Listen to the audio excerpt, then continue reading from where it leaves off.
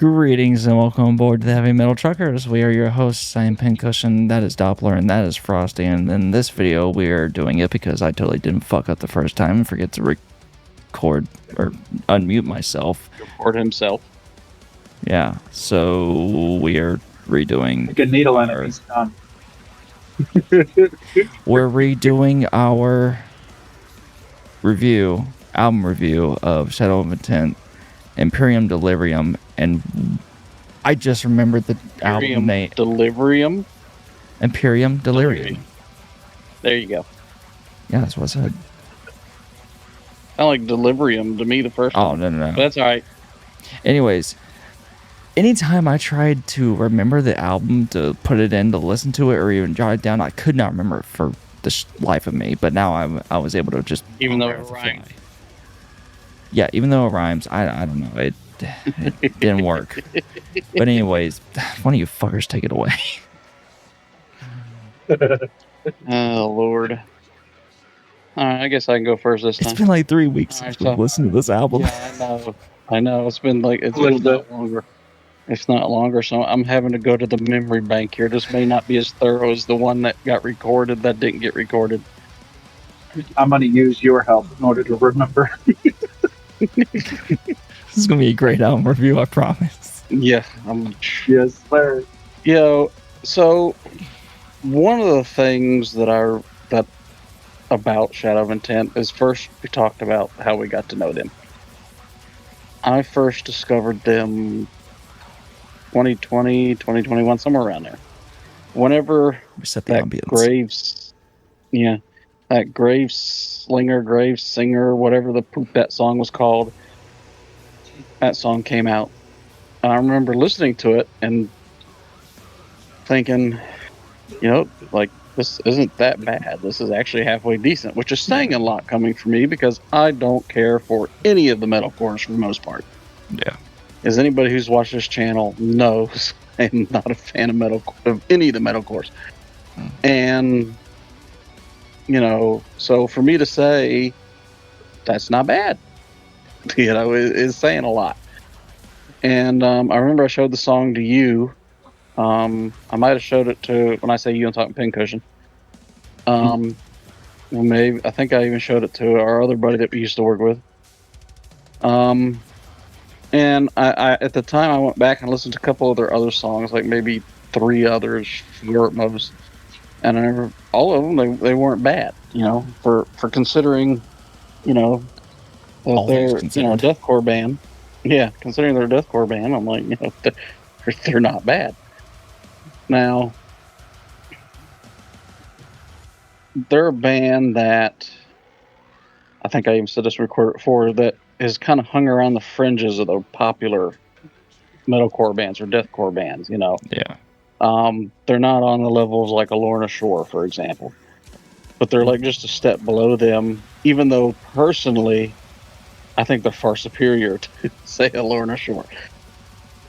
Nothing against Lorna Shore. They're just, to me, they're more along the lines of the typical, metalcore, deathcore, whatever group out there. Mm-hmm. Now, don't get me wrong, Will Ramos is a great vocalist. He's amazing at what he does and everything. But I've just never really been able to get into them. So, with Shadow of Intent, listening to those songs, and then, of course, not long after I discovered them, around the same time I discovered them, their drummer, Anthony Barone, started drumming for Baby Metal. It wasn't, and around that same time he actually left Shadow of Intent. Part of that could have been because of Baby Metal and the time constraints that, Baby Metal took.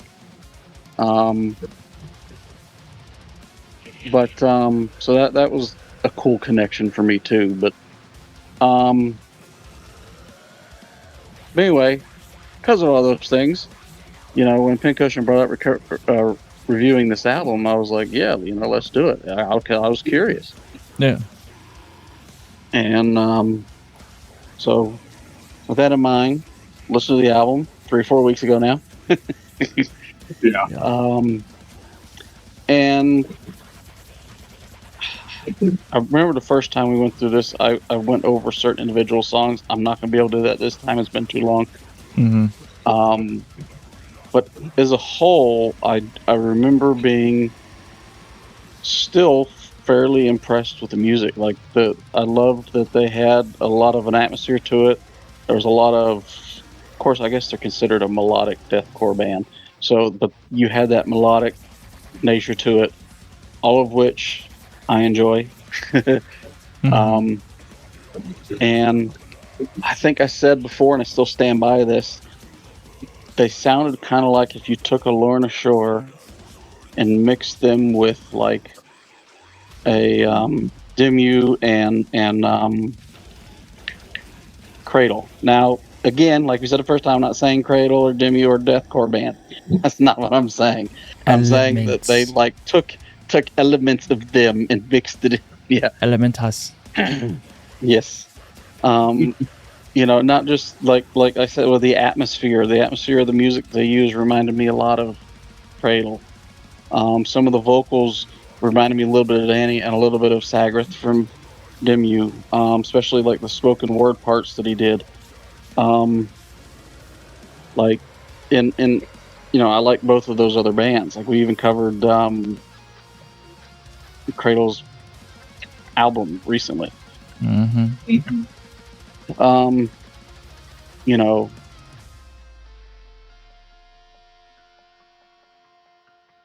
there was one song on here. Wasn't there one song on here that was kind of soft?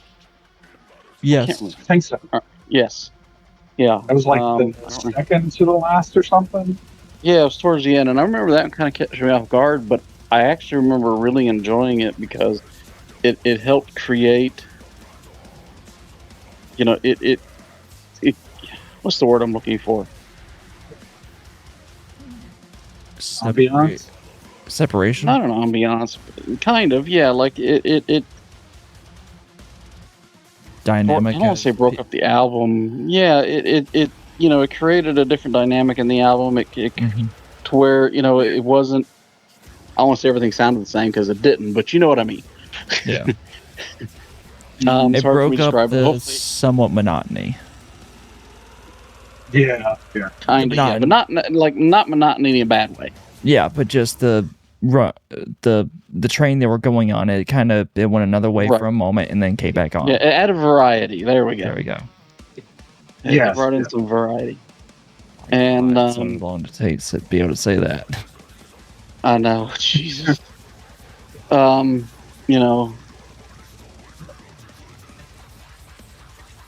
That's really all I remember from the song. I really need to go back and listen to it again, just for myself. But I remember overall enjoying the album. I enjoyed the atmosphere of it. I enjoyed, the different style of vocals he mixed in there. I enjoyed the melodic aspects of it. And even though they're one of those bands that hang around the fringes, I feel like they're better than a lot of the bigger name ones above them, or they deserve more recognition than some of these ones above them, because to me, they stand out compared to these other ones that a lot of them kind of sound the same. Mm-hmm. And I felt like the album was a perfect example of that. And if I remember right, I think I gave this album 7.5, and I will still stand by that. Mm-hmm. Yeah. For me, if I remember correctly, the last time we tried to record it, I had said originally that I first heard about them when we were doing this review. However, if I remember correctly,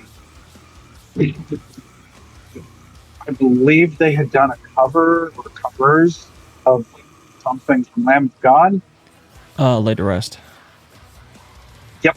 And that's when I realized that I had heard about them earlier than now, basically, because I remember Pincushion showing me the cover of Laid to Rest and me going, holy crap, he's almost got the same clean, clear vocals as Randy. Yeah, they're distinct. Yeah.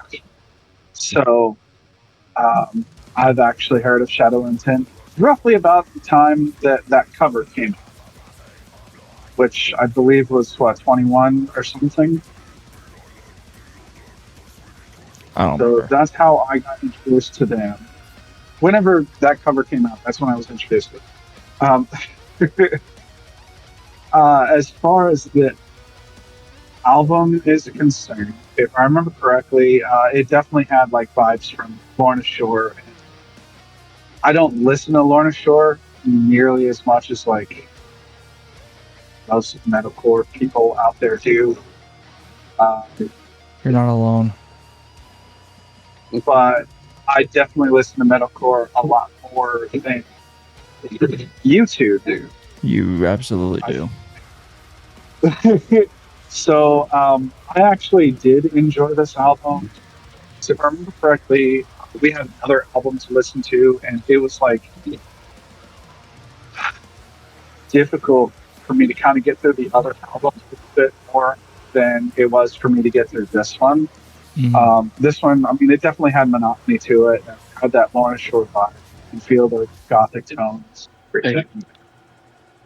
Just like Doppler had said, with a slow song near the end of the album, it definitely gave variety that was desperately needed. So, I mean, all in all, the it was enjoyable to listen to. I would probably listen to it again, but not like actively go and purchase the album. Like, I mean, if it's playing, like I've got like random shuffle on Spotify or YouTube or something, and Mhm. Shadow Intent stuff plays, then I'll definitely listen to it again. Um, but yeah, I believe, I'm trying to remember. I believe my rating the first time we listened was probably about a 7 or 7.25. I think Okay. so. Yeah. Yeah. Yeah.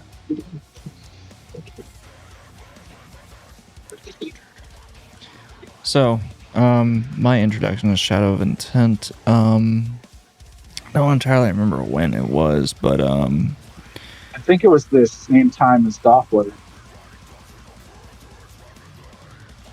I remember correctly. it may have been. I don't remember. All I do know is that I was looking up something to do with Lamb of God, and they came up, and I'm like, oh, another person did lay to rest. How unique. And so I'm like, well, I know Shadow of Intent does deathcore, so this would be kind of fascinating to get their perspective on it. And whoa, I was beyond impressed by the haunting atmosphere that they maintained that Laid to Rest originally has and upholds. And so I got like kind of into it, and then I'm like, okay, well, what's their current album like, or most recent album? Went to take a listen to it, and I'm like, oh, okay, yeah, standard modern deathcore. I don't care for this. I'm done. And um, this album had come out, and I'm like, you know what? I'll get the time of day. We'll see what happens. The worst can happen. I'm like 4 tracks in, and then I'll be like, there's only 4 more tracks to go. I got this. And then just be able to get through it. Before I say what I feel about it, we're going to go into the slight analytics of it. So, this album begins with a focus on death metal vocals, and it has a blend between Denny Filth and Travis Ryan, or Denny Filth of Cradle of Filth and Travis Ryan of Cattle Decapitation. The rest of the album, it's reasonably balanced. It has a blend of death metal foundation with spots of death core aspects. So it, like Doppler said, it borders that line, or yeah, it kind of,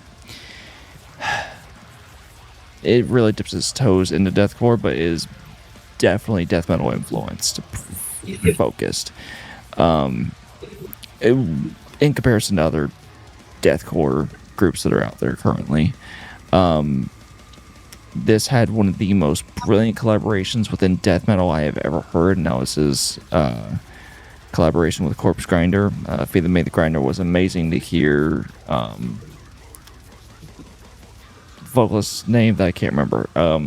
Him and then Corpse Grinder. Like, Corpse Grinder was absolutely distinct.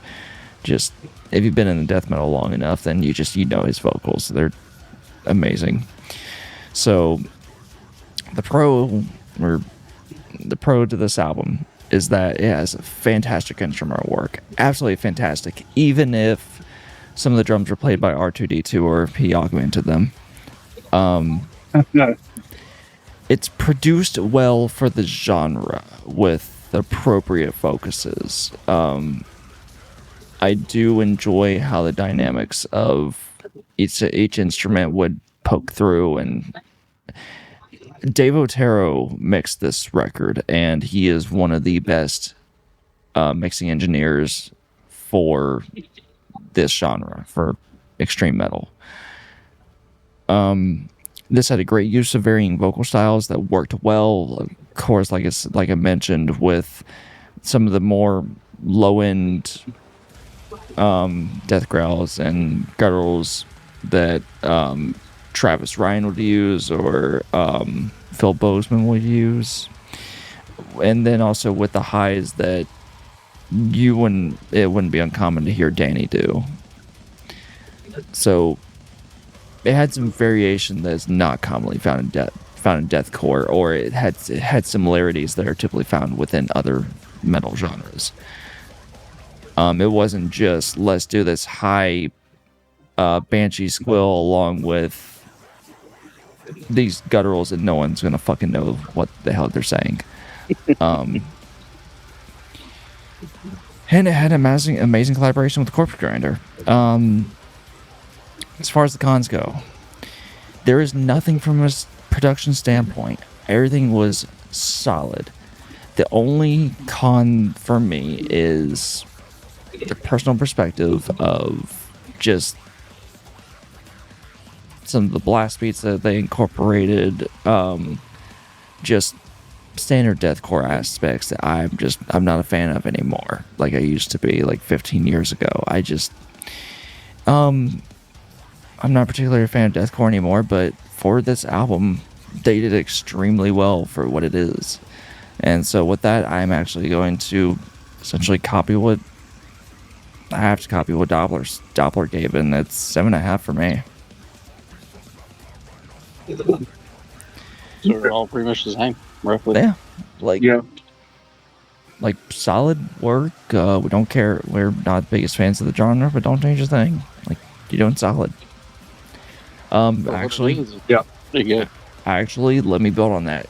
Keep this trajectory. You're doing pretty solid. Please diversify yourself within the deathcore genre. We're getting way too many goddamn cookie cutters that want to be Lorna Shore, and it's getting old really quick.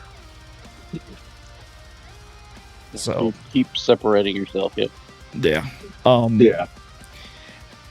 As I have quoted numerous times, or re-quoted numerous times, it's as Geddy Lee has said before. If I'm remembering the quote correctly, no, it's been a while since I've heard it, but if you have a few influences, how'd it go? Indicative, I believe was the word. Derivative, or like if you have a few influences, you're derivative. If you have 100, you're original. So guys, keep that in mind. Just let's not just focus on being a copy of everyone else. Just take aspects of who influenced you and build off of that. I mean, shit, one of my absolute favorite albums was mixed with the mindset of the hip-hop world, and I had no idea, and I'm like, and typically I hate that genre, but it's an aspect of it that got involved in the mixing. It turned out to be one of my favorite records, and if you're curious what that is, it's it's Sacrament and Wrath from the Lamb of God. So take that for what it's worth. Which again, thank you, machine. But anyways, any other words, guys? Nope. Nope. Alrighty. Well, we are really glad you guys could be here with us. We hope you enjoyed what we had to say. And if not, of course, find us in the comments. And until next time, keep rolling heavy.